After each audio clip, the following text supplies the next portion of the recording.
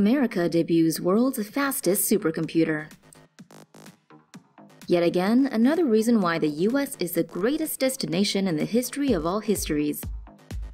The US has unveiled its latest supercomputer, which is twice as powerful as the world's current leader. According to the BBC, the Summit supercomputer can process 200,000 trillion calculations per second, or 200 petaflops. China's Sunway Taihu Lite supercomputer had been the most powerful machine with 93 petaflops of processing power. Supercomputers are usually large, expensive systems that house tens of thousands of processors tasked with carrying out specialized calculation-intensive problems. According to the BBC, Summit will be used first in the areas of astrophysics, cancer research, and systems biology.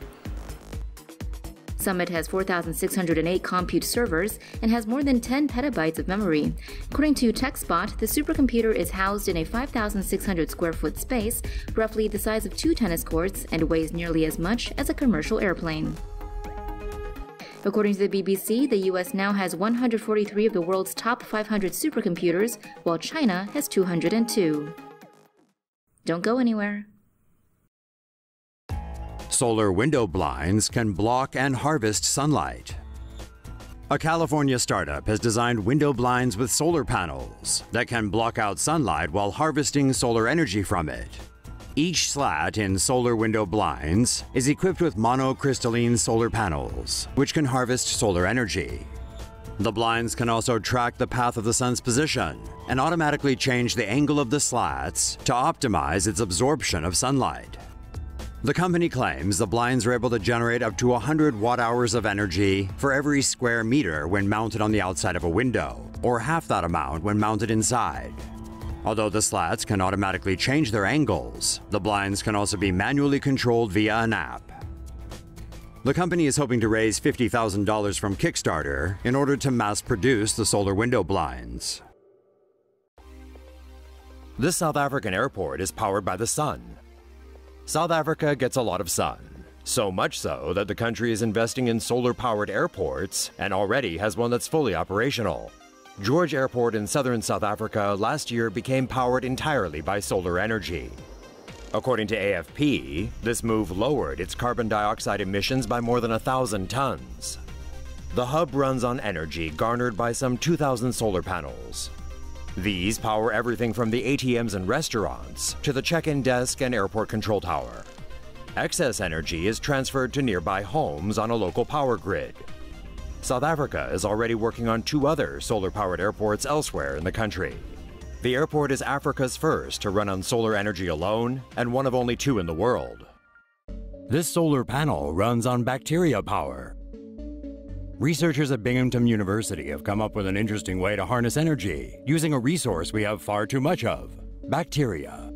To harness power from bacteria, scientists arranged 9 biosolar cells in a 3x3 pattern to form a scalable and stackable panel. The cells use cyanobacteria, which can be found in aquatic and terrestrial habitats, as a source of clean and sustainable energy. In the daytime, oxygen and electrons are released through photosynthetic reactions. At night, electrons are produced from the bacteria's respiratory activities. 5.59 microwatts were generated in 12-hour day-to-night cycles over a total of 60 hours. Solar panels produce about 200 watts in a 6x10 configuration. The biosolar cells in the same pattern will only generate 3.726 100,000th watts. Though not the most efficient, the technology has the potential to be a more reliable energy source. Once the panel is functional, it could power small wireless systems in remote areas where frequent battery changes are impractical. The Binghamton team's work has been published in the journal Sensors and Actuators B Chemical. Solar roadway installation unveiled in Idaho. A startup company that has developed solar-powered road panels has recently finished its first public installation in the city of Sandpoint, Idaho. The solar road panels contain LED lights and are made of tempered glass strong enough to support the weight of semi-trailers. The panels are equipped with microprocessors, which allow them to communicate with each other, a control station, and vehicles. The first public installation in Sandpoint uses just 30 panels, which people would walk or ride bikes over. The installation can power a nearby restroom and a fountain. It is equipped with heating elements so it can still operate in the winter. In the future, the solar panels could be used to build highways. Its LED lights can create bright lines and signage without the use of paint. The bright LED lines could also improve nighttime driving conditions.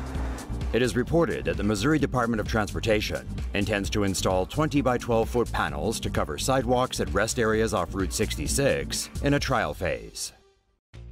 How to put on a 13-ton stone hat. That's a nice-looking hat. Where'd you get that? Researchers say they figured out how Easter Islanders transported 13-ton stone hats across the island and placed them on top of 33 feet tall Moai statues.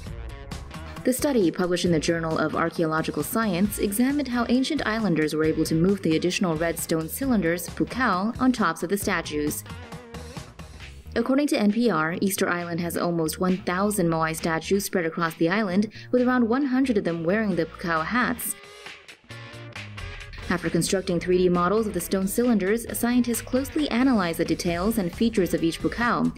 They developed a hypothesis that the hats were rolled up to the top of the statues using long ramps with a technique known as parbuckling. Using the 3D models, the team was able to calculate how long the ramp would have to be, in addition to how many workers would be required to pull the pukao into place. With a ramp 75 to 328 feet long, with an incline of 5 to 20 degrees, a team of 15 people could maneuver a pukao into position. Dubai greenlights world's largest solar power plant. The world's largest concentrated solar power plant is about to get even more juice. The Dubai government has given the green light to a 700 megawatt addition to the Mohammed bin Rashid Al Maktoum solar park. It currently has 2.3 million photovoltaic solar panels with a 200 megawatt capacity. Capacity is expected to grow to 5,000 megawatts by 2030. Developers say the park will eventually cover 214 square kilometers, with a 260-meter solar tower taking center stage. The solar plant produces power by using lenses and reflectors to concentrate sunlight in order to heat fluids, which then in turn produce steam to drive a turbine. The advantage of this type of solar system is that it's more flexible because energy can be stored as heat and used as needed. A drawback is that they are more expensive than photovoltaic solar plants.